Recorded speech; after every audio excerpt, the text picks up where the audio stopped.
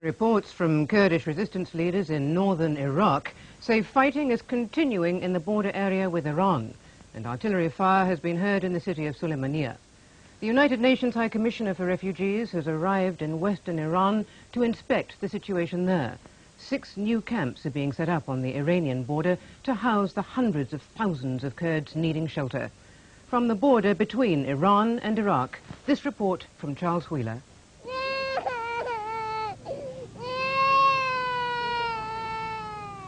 After a cold, wet, sleepless night at the side of a stony mountain road, a mother tries to toast her baby. She's been walking for more than a week, and she's afraid her child will die before she reaches warmth and shelter.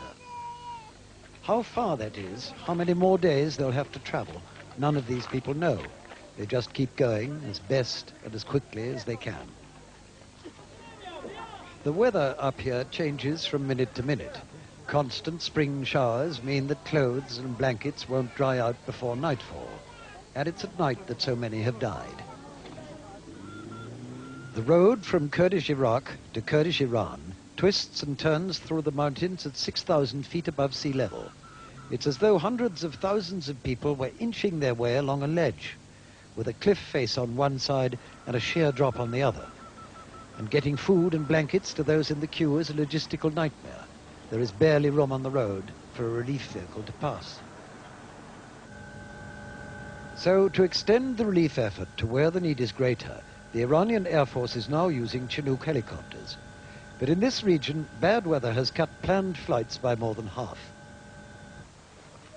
And deliveries, averaging 30 tons a day, here of bread and rice, simply don't do more than scratch the surface of the need. This flight ended at the military post on the border with Iran. Thousands are forced to wait here because congestion has blocked the road into Iran. According to the military governor of this region, 1 million Kurds have already crossed into Iran, and another 500,000 are clogging the roads behind me. That queue, we're told, stretches for 40 miles. This is a whole people on the move. Nobody knows the extent of this human tragedy. All one can say is that what these people are suffering, the Kurds, is infinitely greater than what happened to the Kuwaitis.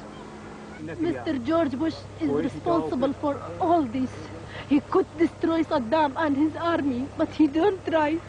All this because he don't want Kurdish and Shia to be leader in Iraq, to run Iraq.